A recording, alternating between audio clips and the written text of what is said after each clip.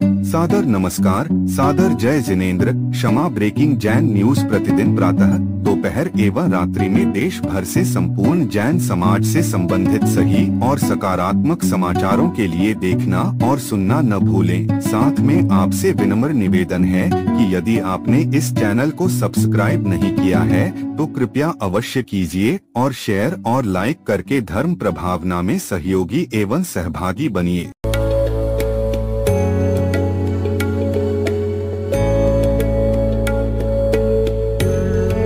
एक ऐसी संस्था जो जैन आगम के पथ पर बढ़ने वाले साधुओं की सेवा में दे रही है अपना योगदान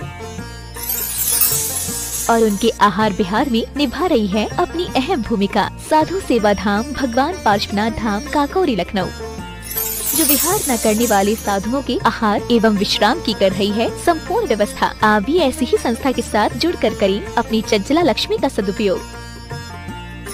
एक दिन का आहार मात्र 2100 रूपए एवं आजीवन 11,000 रूपए। इसके अलावा वर्ष में 2 दिन आपकी ओर से आहार एवं आपका नाम शिलापट पर किया जाएगा अंकित। Bank details Bhagwan Parshwanath Dham trust, bank of Baroda, Chowk branch Lucknow. खाता संख्या 064501000299154। IFSC code BARB0 LUCKNO। दान राशि एवं अधिक जानकारी के लिए संपर्क करें 7007783995 9452017984।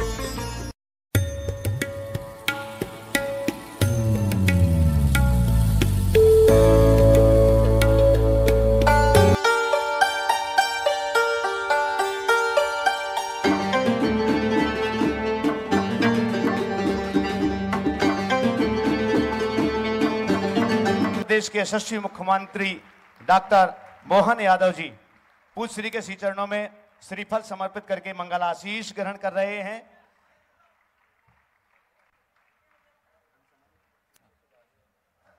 हाँ, आपकी तालियां अनवरत जारी रहना चाहिए। हाँ, साथ ही अनेक और गणमान्य लोग हैं हमारे बीच। रविंद्र यति जी बीजेपी जिला अध्यक्ष भोपाल से, वो भी यहाँ पर हैं। सभी मुनिराजों के पावन श्री चरणों में श्रीफल समर्पित करके मंगल आशीष ग्रहण कर रहे हैं। आइएगा बंधुओं, मैं अनुरोध करूंगा सम्मान की श्रृंखला के लिए ही कि मैं उनके उस सम्मान के लिए, यशस्वी व्यक्तित्व के उन सम्मान के लिए मैं आमंत्रित करूं। मैं पंचायत ट्रस्ट कमेटी की ओर से माननीय डॉक्टर मोहन यादव जी, मुख्यमंत्री मध्य प्रदेश शासन, उनके सम्मान के लिए आमंत्रित कर रहा हूं। मनोज जी वांगा, अध्यक्ष panchayat trust committee, Manoj RM, महामंत्री पंचायत ट्रस्ट कमेटी, अरविंद जी सुपाड़ी, आलोक जी पंचरतन, कृपया पधारें। सम्मान की श्रृंखला को हम 3 कड़ी में, इसलिए जिनके भी नाम हम ले रहे हैं कृपया वे उसी क्रम पर पधारेंगे और आप अपने कर्तव्य का निर्वहन कीजिएगा। हाँ, सामने से थोड़ा सा। इसके बाद सम्मान की श्रृंखला में गुणायतन परिवार की ओर से मैं आमंत्रित कर रहा हूं अनुभव जी सर्राफ, राष्ट्रीय प्रचार मंत्री गुणायतन, संदेश जी जैन, विकास जी गोधा, अजय जैन को और प्रशांत जी जैन और रवि जी मड़वैया, अरविंद जी, रवि जी मड़वैया, जिनके भी नाम लिए हैं गुणायतन परिवार की ओर से, और रोहित सुगंधी लाल जी कृपया पधारें। हमारे गुणायतन के सभी साथी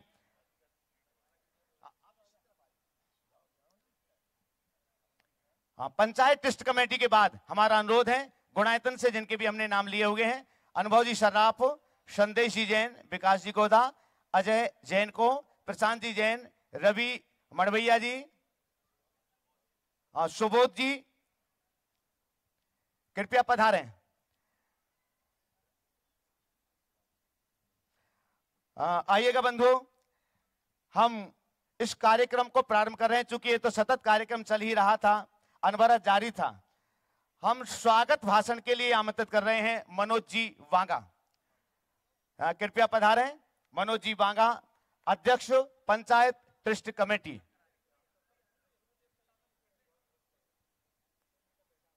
तालियां अनवरत जारी रहना चाहिए।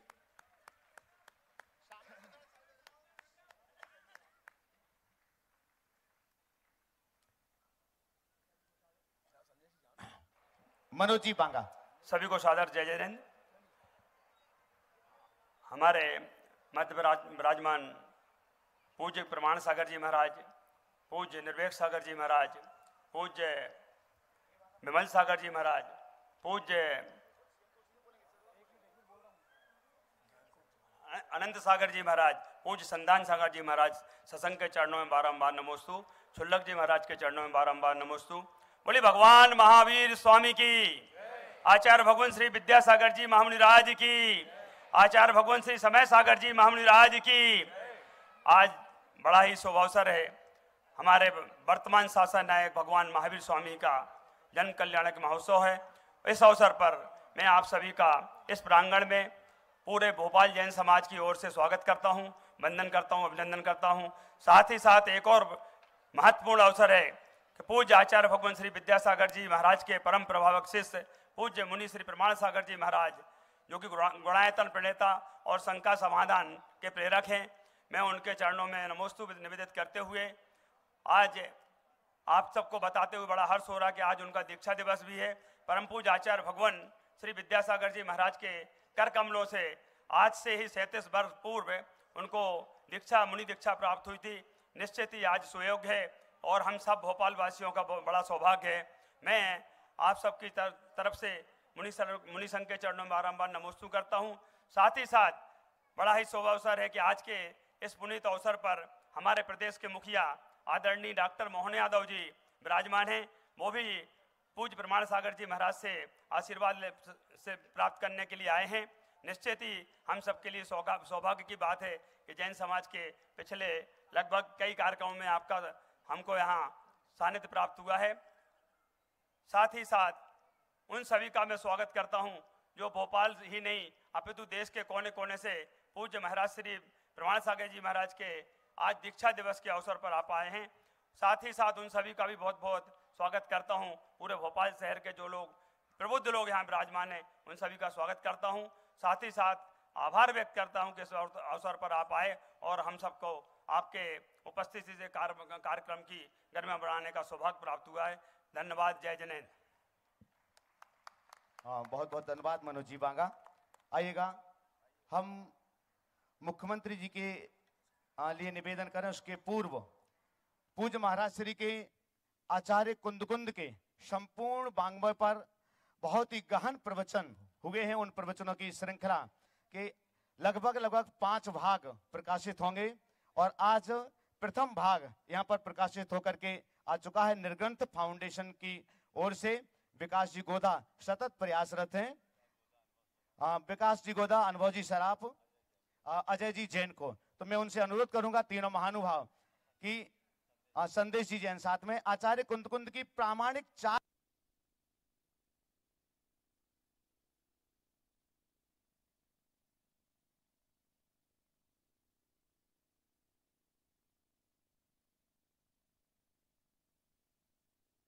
के लिए आप लोग एक तरफ पहुंच जाए। दिनेश जी जैन मुंबई, कृपया वे भी पधारें। दिनेश जी जैन मुंबई साथ में।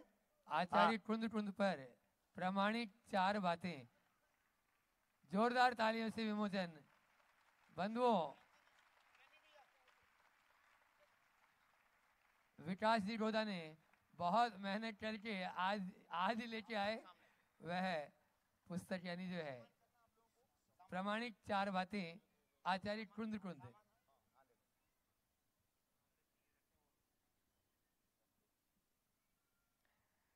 मैं इस क्रम के बाद यहां पर आमंत्रित कर रहा हूं दयोदय महासंघ की ओर से सबसे पहले सम्मान के लिए आदरणीय मुख्यमंत्री जी का प्रेमचंद जी प्रेमी, रवि जी मड़वैया और जीतेश जी जैन कृपया पधारें। दयोदय महासंघ की ओर से ये तो है।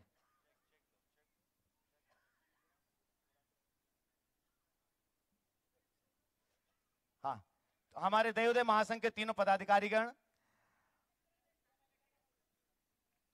आपकी जोरदार करतल ध्वनि के साथ में। और बंधुओं, इसी के साथ ही हम यहाँ पर आमंत्रित कर रहे हैं गुणायतन की हमारी टीम के लिए। अनुभव जी सर, आप अपनी पूरी टीम को लेकर के आ जाएं। गुणायतन की ओर से प्रांतीय अध्यक्ष नरेंद्र जी टोंगिया भी साथ में पधारेंगे। दयोदय महासंघ के लिए एक चेक गुणायतन के द्वारा गुणायतन परिवार की ओर से ये राशि दयोदय महासंघ के लिए प्रदान की जा रही है आदरणीय मुख्यमंत्री जी के पावन कर कमलों से। और गौ माता की रक्षा के लिए एक, आप लोग इस तरफ आ जाएं एक तरफ, गौ माता की रक्षा के लिए एक बहुत बड़ी राशि है।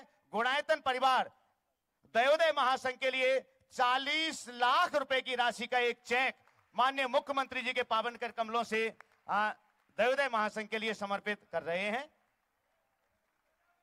आपकी तालियां पर्याप्त नहीं है इस उदारता के लिए, गौ माता की रक्षा के लिए।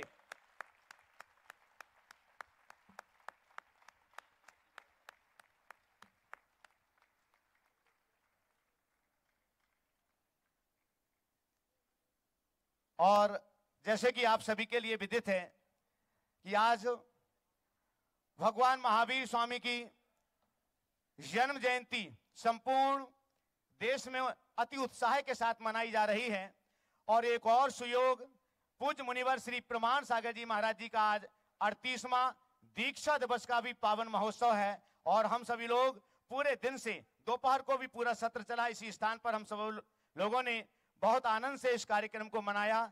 तो मैं माननीय मुख्यमंत्री जी से प्रार्थना करता हूं कि आज के दोनों प्रसंगों पर वे अपनी भावांजलि विनयांजलि हम सबके बीच प्रस्तुत करें। माननीय मुख्यमंत्री डॉक्टर मोहन यादव जी, मध्य प्रदेश शासन।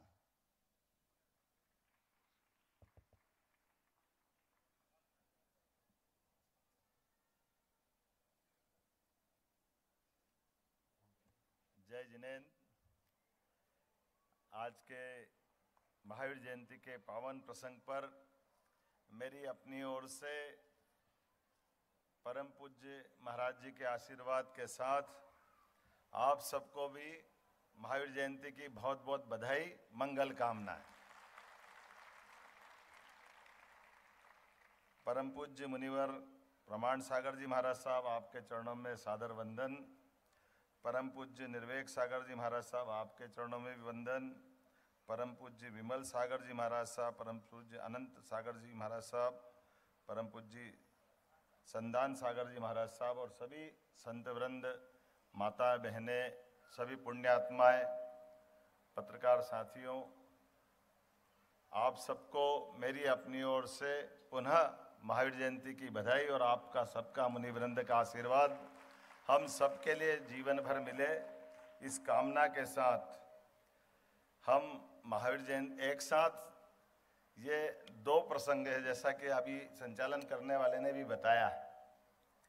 और हमारा सबका सौभाग्य है कि हमारे इस भारतवर्ष में दुनिया का कोई ऐसा देश नहीं है जहां पर हमारी मानवोचित गुणों के लिए समय समय पर आने वाले व्यवधान, उलझने, दुविधाएं, जीवन जीने के मार्ग में आने वाली कठिनाइयां, उन कठिनाइयों में से समाधानकारी मार्ग निकाल करके हमारे अपने भगवान महावीर स्वामी ने और उनके पहले के सभी तीर्थंकरों ने जिस प्रकार से जीवन के मूल रहस्य को प्रकट करते हुए जीवन का सच्चा अर्थ बताने का प्रयास किया, आज भी वो 2500 साल के बाद भी समसामयिक है। आज भी वो हमारे लिए प्रेरणा का पुंज है, जिसके मार्ग के आधार पर हम सब गौरवान्वित होते हैं।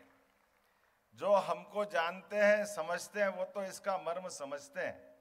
जो नहीं जानते उनके लिए बड़ा कठिन जाता है, लेकिन अंततः वो इस बात को जानते हैं कि दुनिया में 200 से ज़्यादा देश तो हैं, लेकिन 200 से ज़्यादा देश में कई सारे देश जिनकी अपनी अपनी पहचान है, अपनी अपनी भौगोलिक सीमाएं, अपने अपने तरीके से उनकी संस्कृति पुष्पित पल्लवित हुई है, लेकिन अंततः उनके अपने कई सारे जाने अनजाने उलझनों के कारण से उनकी अपनी संस्कृति की धारा अपने आप अवरुद्ध हुई और उनके आते पते नहीं लगे जो उनके पूर्वज कहाँ छोड़ के गए थे। आज उनका हिसाब किताब लगाओ तो कोई कहाँ था, कोई कहाँ था, हर कोई उलझन में। उलझनों को सुलझाने का अगर कोई देश है वो एकमात्र देश भारत माता है, जहां हमारी ये गौरवशाली परंपरा, जहां हमारे बीच के अपने परिवार से निकल करके इस सत्य को जान करके कि हमको किस मार्ग पे जाना है और मार्ग में आने वाले व्यवधानों में हमारी बाधाओं को पार करने के लिए हमारे अस्त्र शस्त्र कौन से होंगे, हमको अपने को भी पहुंचाना और बाद की पीढ़ी का जीवन भी सुरक्षित करना है। तो मुझे इस बात की प्रसन्नता है कि भगवान महावीर स्वामी ने इस मार्गों को अपनाते हुए अपने जीवन में सत्य, अहिंसा, अस्तेय, ब्रह्मचर्य, अपरिग्रह ऐसे सिद्धांतों के बलबूते पर त्याग, तपस्या, अपना समर्पण, बलिदान, खास करके इस नाते से कि जीवन के मूलभूत तत्व अगर कहीं छिपे हैं, हम ये अभी मैं आचार्य कुनकुन सागर महाराज साहब की पुस्तक का विमोचन मैंने करा और 2 पन्ने पलटाकर ऐसे ही देखने लगा। अभी हमारे से जाने अनजाने कितनी गलतियां हो जाती, तो वो अपने उनकी कुछ लाइनों में मुझे ध्यान में आया, वो यथार्थ भी है कि हम रूप की बात कर रहे थे। अब मैं ये बड़ा संकोच के साथ प्रमाण सागर जी महाराज साहब का आज 38वां दीक्षांत समारोह भी है और हमने आचार्य ब्रह्मलीन विद्यासागर जी महाराज को भी सुना, देखा, उनके जीवन का स्मरण करो तो रोम रोम में रोमांच आ जाता। जीते जी जो देवत्व को प्राप्त हो गए। हमने भगवान महावीर स्वामी को तो केवल पढ़ा है, उनको अपने इन व्यवस्थाओं के आधार पर उनका जीवन काल कितना उत्कर्ष रहा होगा, लेकिन जब विद्यासागर जी को देखते हैं तो हमको ध्यान में आ जाता कि वाकई में महावीर स्वामी भगवान का क्या उस समय का दौर रहा होगा। लेकिन ये भी बड़ा अपने आप में रहस्य की बात भी है कि जब मैंने इस पुस्तक का उल्लेख करते बात प्रारंभ की, जिस रूप की बात उसमें भी लिखी है कि हम अपने जीवन काल में माँ के गर्भ में आते तो हमारा रूप रंग स्वरूप क्या होगा, हमारा सने सने 9 माह तक माँ के पेट में पलने वाला पिंड किस रूप में बन के निकलता है, जब हमारा जन्म होता जन्म के समय का स्वरूप क्या रहता है, जब छोटा बच्चा खेलते हुए बगैर कपड़े के दौड़ लगाता और जवानी की तरफ कदम बढ़ाने वाले रूप का तो रूप कौन सा, किस पे अहंकार पाले, किसको सही माने, चिता की उस भस्म को जो अंत में होने वाली है या माँ के गर्भ में आने वाली उस दिव्यात्मा को जिसको हमने देखा ही नहीं है। हमारा अपना जीवन का कितना अलग प्रकार का प्रसंग है। हम बहुत छोटे से उदाहरण से हम अगर उसको समझने चाहेंगे कि जल से बर्फ तो बनता है, लेकिन जल से बनने वाले बर्फ में एक बार बर्फ जब बन जाता है तो जल का कहीं पता नहीं चलता जल कहाँ गया, लेकिन जैसे ही बर्फ पिघलेगा फिर जल को खोजने की जरूरत नहीं, फिर बर्फ खोजते जाओगे, समय निकल जाएगा, पता ही नहीं चलेगा। ये जीवन की हमारी रहस्य की सरल परिभाषा के माध्यम से हम समझ सकते हैं। और जब इस मार्ग पे चलते हैं तो सच्चे अर्थों में हम जब अपने जीवन के विविध आकर्षणों की तरफ लालायित होते हैं तो हमको अपने ऐसे पुण्य श्लोक, पवित्र आत्माओं के दर्शन के, उनके मार्गदर्शन की आवश्यकता होती है जो सच्चे अर्थों में एक तरफ आकर्षण, एक तरफ विकर्षण, कर्म और अकर्म के बीच सत्कर्मों की तरफ ले जाते हैं। ये हमारे लिए आज के हमारे ये जो जिनका 38वां दीक्षांत समारोह है, ऐसे ही मुनि वृंद की आवश्यकता पड़ती है जो हमको सच्चे अर्थों में हमारे जीवन के उस आरोह अवरोह में से सद्मार्ग की तरफ ले जाते हैं, एहसास कराते हैं। इसलिए जब हम अपने कर्मों के आधार पर अपनी अपनी व्यवस्थाओं से बंद करके हम अपने इस बात पे भी अहंकार नहीं कर सकते कि परमात्मा ने हमको कुछ मौका दिया और हमने अपने घमंड से उसको पकड़ लिया, ये अगर कोई करता तो भूल होती। परमात्मा ने हमको मौका भी दिया है, तो आज जो हम मौका पा रहे हैं वो कई जन्मों के हमारे पुण्य हैं। उन पुण्य और प्रारब्ध के बलबूते पर हम मानव जीवन में वर्तमान में जिस भी व्यवस्था से जुड़ रहे हैं उसमें अपना अपना तरीका का रोल अदा कर पा रहे हैं। लेकिन इसको ही अंत नहीं मानते हुए भगवान के भगवंत के रास्ते पे जहां हमारे सोचने का अंत हो, उसके आगे तो संत है। हम उस संस्कृति को मानने वाले हैं। इससे बड़ा कौन सा हमारा मार्ग हो सकता? तो ये भगवंत से, संत और संत से हमारे बीच के इन सारी समस्याओं का अंत करने के लिए हमको इससे अच्छा कोई मौका नहीं मिल सकता है हमारी सनातन संस्कृति में। लेकिन जाने अनजाने मैं अभी जब अपने महाराज जी विलम्ब से आने की क्षमा भी चाहता हूँ। वैसे तो मैं कल 12 बजे के आसपास से भोपाल से निकला था, अभी तक घर नहीं पहुंचा हूँ। मुझे लगा कि घर बाद में पहुंचूंगा, पहले आपको प्रणाम कर लूँ। सच्चे अर्थों में ये आनंद का क्षण है, आपका आशीर्वाद ले लूँ। काम तो कभी खत्म नहीं होगा, काम तो चलता रहेगा, लेकिन जैसे कोई भीषण गर्मी में पसीने से लथपथ व्यक्ति कोई शीतल जल और छांव की तलाश पाता है, ऐसा इसने आपको मिल जाए, हमको मिल जाए, ये हमारा भाग्य है। तो हम तो उस प्यासे, उस पथिक की तरह आपके पास आ रहे हैं, जो आपसे आशीष चाहते हैं कि सरकारी कामकाज में हमारे लिए परमात्मा की दया से ये मौका मिला है। लेकिन आपके आशीर्वाद की छाया से हम सद्मार्ग की तरफ बढ़ते हैं, जनता के कल्याण की तरफ बढ़ते रहे, भगवान महावीर स्वामी के सिद्धांतों को सामने रख करके चलते रहे। तो चाहे मनुष्य हो या हमारे प्राणी जगत की गौमाता हो, ऐसे कई कामों को लेकर हम आगे बढ़ रहे हैं। आपका आशीर्वाद निश्चित रूप से हमको मिलेगा। आज पुनः मैं जो शुरुआत करके थोड़ी सी बात छेड़ी थी, मुझे लगा कि सब लोग महावीर जयंती की क्या दे रहे थे, शुभकामना देने वाले भी थे। तो मैंने कहा था कि हमारे ये जो त्योहार है, इन त्योहारों पे शुभकामना नहीं लगती, ये मंगल कामना लगती है, मंगल तिथियां, जिसके कारण से उसका आनंद हमको एहसास होता है। हमारे लिए ये जो कहीं जाने अनजाने हमारी हिंदी की और संस्कृत की तो बहुत बड़ी समृद्ध परंपरा है।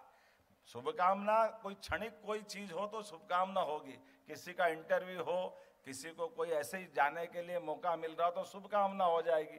लेकिन जो मंगल तिथियां, उसका तो ग्रह नक्षत्रों के आधार पर परमात्मा वो तिथियां लिखता है, तो वो मंगल तिथियों के आनंद अलग रहते हैं, उसके बाद हमको ये मजा, तो हमको मंगल कामना का आनंद लेना पड़ता है।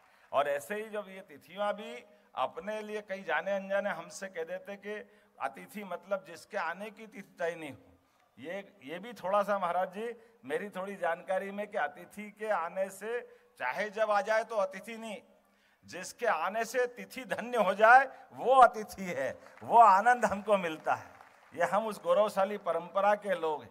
मैं आज के इस अवसर पर पुनः मध्य प्रदेश सरकार की ओर से आपका वंदन करता हूँ, अभिनंदन करता हूँ। यहाँ अध्यक्ष मनोज जैन बांगड़ जी, मनोज आरएम मंत्री जी, सभी माननीय जितने पदाधिकारी, आपका अभिनंदन है। जिनने सब कुछ छोड़ दिया, उनके सामने आप दुपट्टे पे दुपट्टे पिनाए जा रहे हो, टोपी पे टोपी पिनाए जा रहे हो, मेरे तो समझ में ही नहीं आ रहा है क्या ये आखिर परीक्षा किसकी हो रही है और हम किसको दिखाना चाहते, जो सब कुछ छोड़ के हमारे बीच हमारा मार्ग प्रशस्त करने के लिए आए हैं।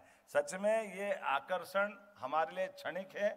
निश्चित रूप से आपके आशीर्वाद से मनुष्य जगत की, चराचर जगत की, प्रकृति की, यत पिंडे तत् ब्रह्मांडे, हम जैसा पिंड वैसा ब्रह्मांड है, हम सबके प्रति सद्भावना रखते हुए सद्मार्ग की तरफ से चलते जाएं। ये आशीर्वाद सदैव आपका हमको मिलता रहे। मैं पुनः आपको भी बधाई देता हूँ महाराज जी। 38वां आज आपका दीक्षांत समारोह है, अगले 100वें में भी हम आपको इसी प्रकार से पाते रहे और आपका आशीर्वाद हमको मिलता रहे। परमात्मा ये मौका हमको दे। पुनः मैं आपको आज के इस अवसर पर नमस्तुते कहते हुए आग्रह के साथ, मैं मुख्यमंत्री निवास में भी आप पधारेंगे तो आपका अभिनंदन करूंगा, आपका वंदन करूंगा। ये सरकार की व्यवस्थाओं के बलबूते पर कौन किसका निवास है, निवास तो एक ही का है, वो परमात्मा है। हमको अहंकार नहीं कि कोई किसी का निवास होता है, सरकार की व्यवस्था है, सब कुछ भगवान का है। मेरी अपनी ओर से पुनः आपके चरणों में वंदन, अभिनंदन और पुनः आप सबको बधाई। भगवान महावीर स्वामी की बहुत बहुत धन्यवाद। मैं सीधे सीधे पूज्यवर मुनि श्री प्रमाण सागर जी महाराज जी के पावन श्री चरणों में प्रार्थना करता हूं अपना मंगल आशीष प्रदान करने के लिए। नमोस्तु महाराज जी। ओम नमः।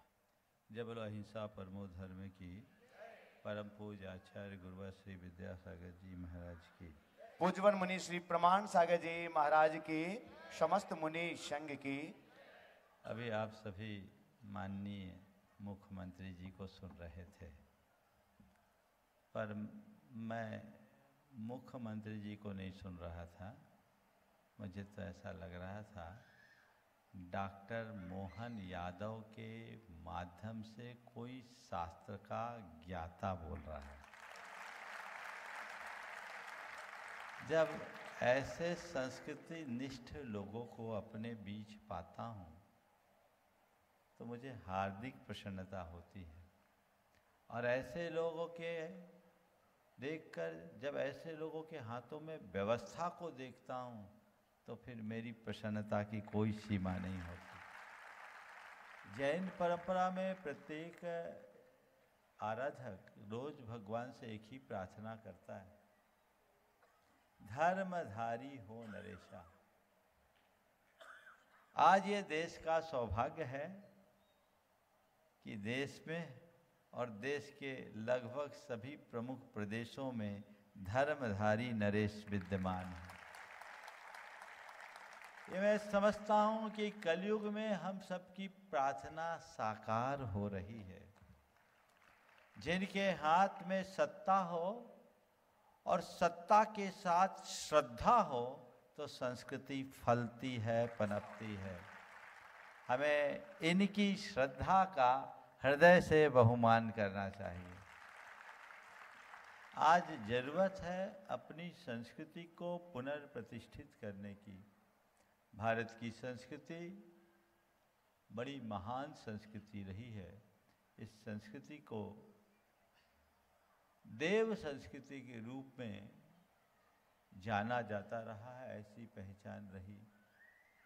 पर हमारी संस्कृति पर समय समय पर अनेक आक्रांताओं ने आघात किया, हमारी संस्कृति छिन्न भिन्न हुई। लेकिन ये हम सबके लिए गौरव का विषय है कि छिन्न भिन्न होने के उपरांत भी आज भी हमारी संस्कृति का स्वरूप सुरक्षित है। और मैं इस अर्थ में और अच्छा मानता हूँ कि वर्तमान में हम ऐसे युग में या ऐसे दौर में जी रहे हैं जिस युग में हमारी संस्कृति उत्तरोत्तर पुष्ट और पल्लवित हो रही है।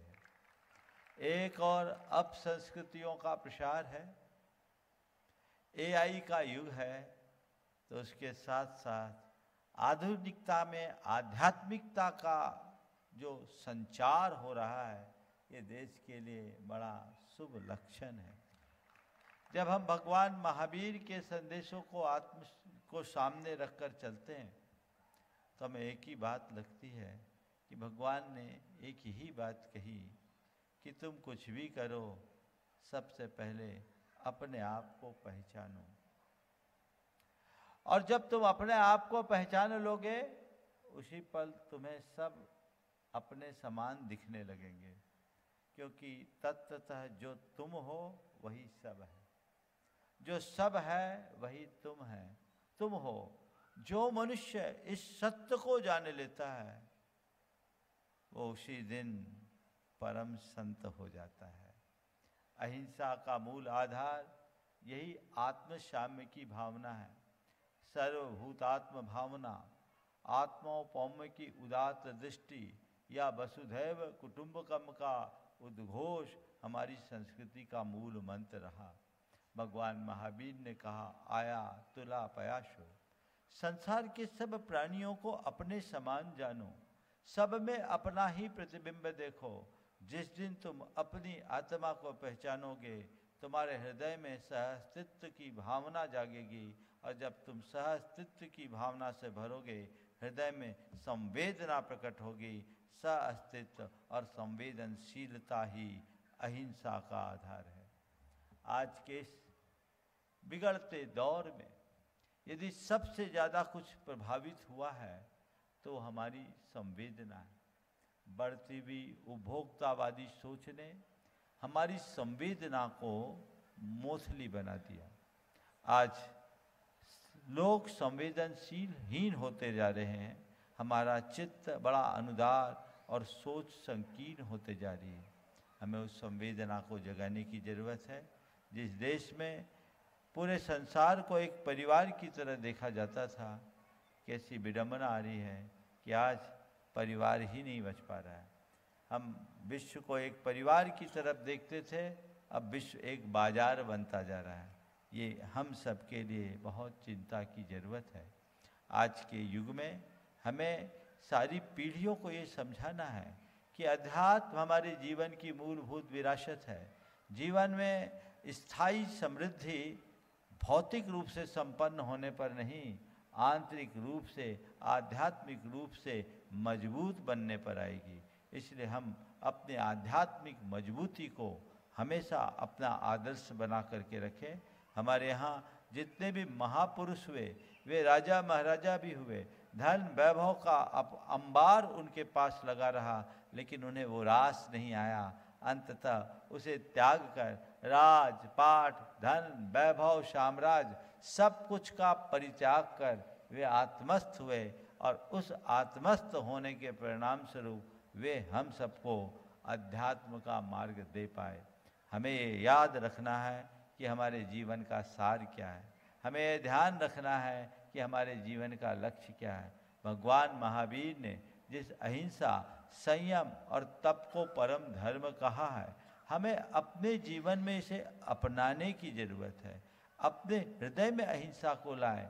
हम कहने को कह देते हैं कि हमारा खान पान शुद्ध है, हम शाकाहारी हैं, इसलिए अहिंसक है। ये सत्य है कि अहिंसक शाकाहारी होता है, पर केवल शाकाहारी होने से हमारी अहिंसा की आराधना संपन्न नहीं होती। शाकाहारी होने के साथ साथ हमें अपने आचार व्यवहार में भी उतनी ही पवित्रता और निर्मलता लानी चाहिए। हमारे हृदय में वैसी संवेदना आनी चाहिए। जब तक ये संवेदना है तभी तक हमारा जीवन सुखी होगा, और हम यदि संवेदना को भूल जाएंगे तो हमारा जीवन एक मशीन की तरह हो जाएगा। एक मशीन, आज रोबोट भी वही काम करता है जो मनुष्य कर देता है, और एआई का युग है। मुझे तो लगता है आने वाले दिनों में रोबोट और मनुष्य को पहचानने में भी बहुत कठिनाई होगी। ऐसे कई कृत्रिम रोबोट्स बन गए जो हूबहू है, लेकिन अंतर है तो केवल संवेदना का है। रोबोट के पास ज्ञान होगा, रोबोट के पास शक्ति होगी, रोबोट के पास क्रिया होगी, रोबोट के साथ कर्म होगा, लेकिन रोबोट के पास संवेदना नहीं होगी। मैं समझता हूँ जिस मनुष्य के पास संवेदना नहीं, वह चलता फिरता रोबोट के समान है। यंत्र युग में यदि मनुष्य यंत्र बन जाए तो इससे बड़ी विडंबना और क्या होगी।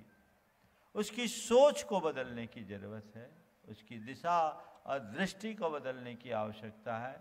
तभी हम अपने जीवन में कुछ बेहतर कर पाएंगे, जीवन को अच्छा बना पाएंगे, जीवन को आगे बढ़ा पाएंगे। हम सब का ये सौभाग्य है कि हम ऐसी धरा पर जन्म लिए हैं जहाँ हमें ऐसा मार्गदर्शन मिलता है। लेकिन मुझे दुख और आश्चर्य तब होता है कि इतनी उत्तम विरासत को पाने के बाद भी आज लोग आधुनिकता की होड़ में अंधे हो रहे हैं। व्यसन प्रियता और आचारहीनता आज के लोगों में आम हो गई है। नशाखोरी की प्रवृत्ति बहुत तेजी से बढ़ते जा रही है। हमें इन सब चीज़ों पर अंकुश लगाना है। अपने इस दुर्लभ मनुष्य जीवन को सफल और सार्थक बनाना है। उसके लिए हमें पूरी तरह से सन्नद्ध होने की ज़रूरत है, तत्पर होने की ज़रूरत है। तो इसकी एक आवश्यकता है कि हम पूरे विश्व में अध्यात्म का पाठ पढ़ाएं, लोगों की दृष्टि इस तरफ ले जाएं। ये प्रयास सबका होना चाहिए। आज हमारे बाजू में माननीय मुख्यमंत्री जी बैठे हैं। ये बिल्कुल धार्मिक तो हैं ही और सुहृदय भी हैं। ये हम जब भी इनसे मिलते हैं तो इनका मुस्कुराता चेहरा देखकर मन प्रसन्न हो जाता है कि इतना काम करने के बाद भी व्यक्ति के अंदर उमंग है।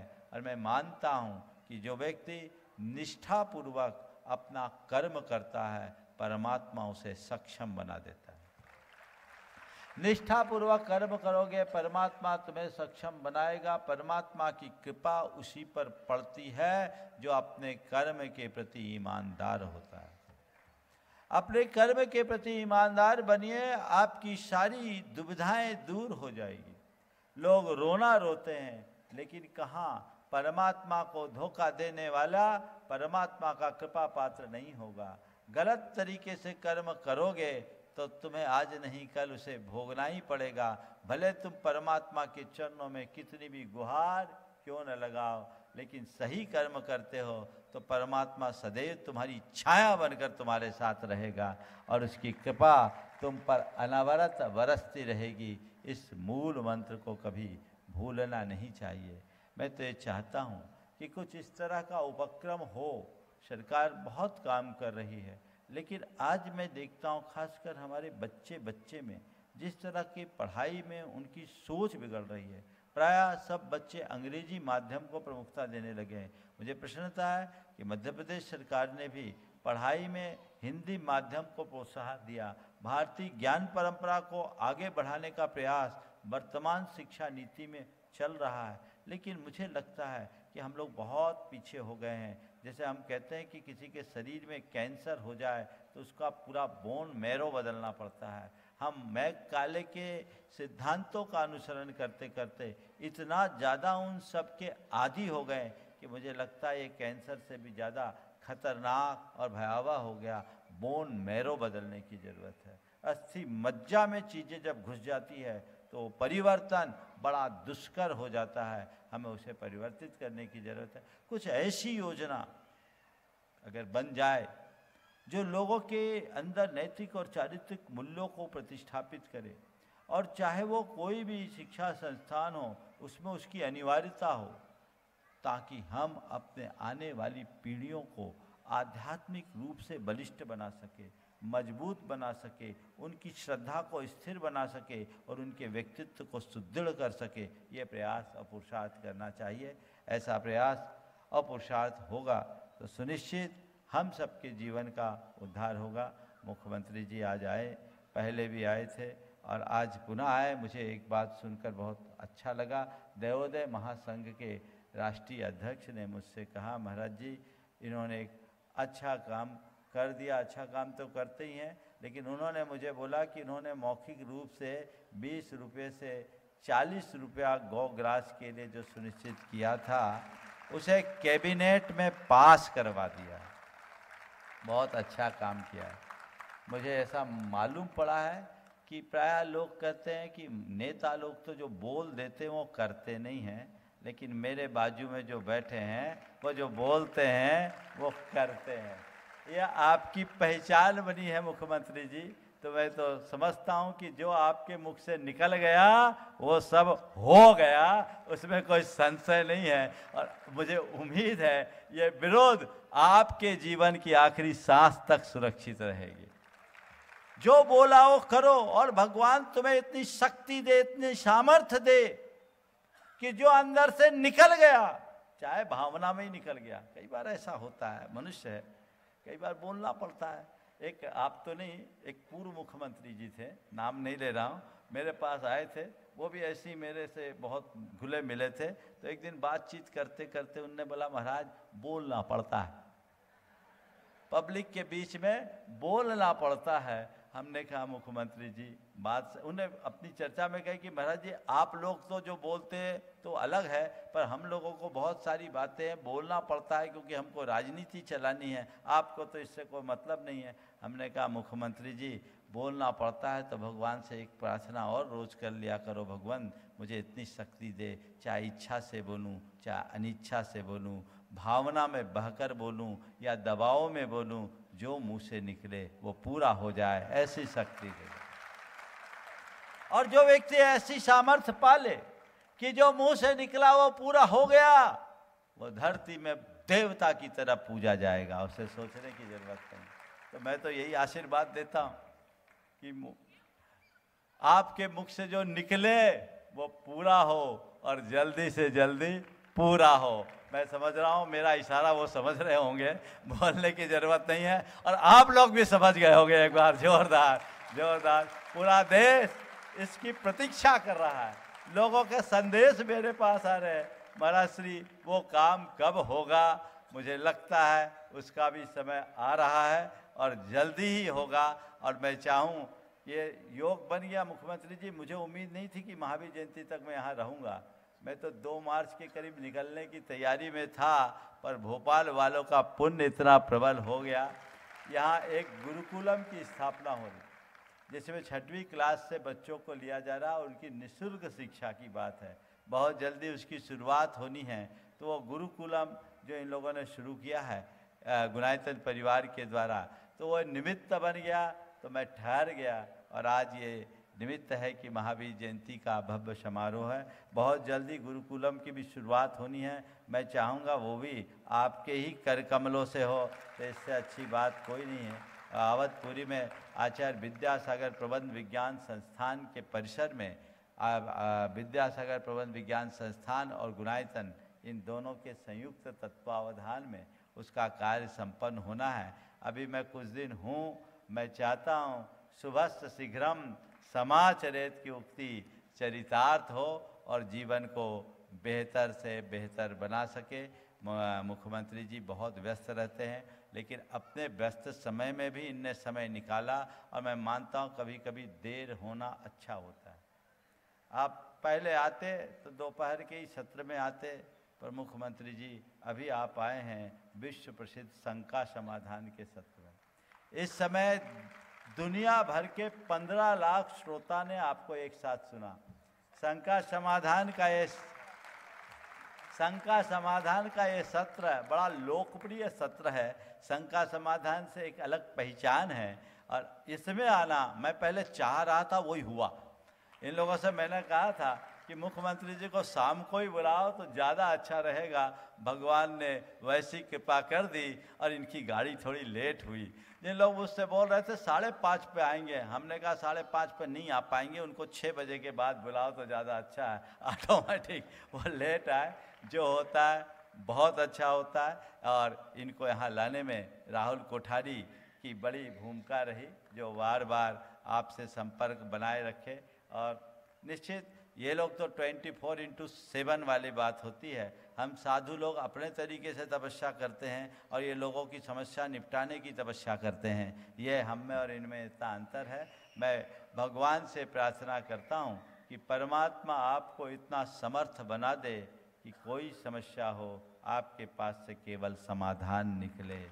सबकी समस्याओं का समाधान, लोगों के सामने समस्याएं रहे ही नहीं, समस्या का अस्तित्व ही नष्ट हो जाए, और सबके पास केवल समाधान समाधान समाधान हो। शंका समाधान में आने की यही सार्थकता है। बहुत बहुत आशीर्वाद। यहीं पर विराम। बोलिए अहिंसा परमो धर्म की। पूज्य मुनिवर श्री प्रमाण सागर जी महाराज की। Kshama breaking Jain news YouTube channel पर विज्ञापन देकर धर्म प्रभावना में बने सहभागी। विज्ञापन देने हेतु संपर्क कीजिए मोबाइल नंबर 9026900740 एवं समाचार एवं वीडियो भेजने हेतु WhatsApp number 9335236222। Kshama breaking Jain news YouTube channel देखने के लिए आपको बहुत बहुत धन्यवाद। सादर प्रणाम। सादर जय जिनेंद्र।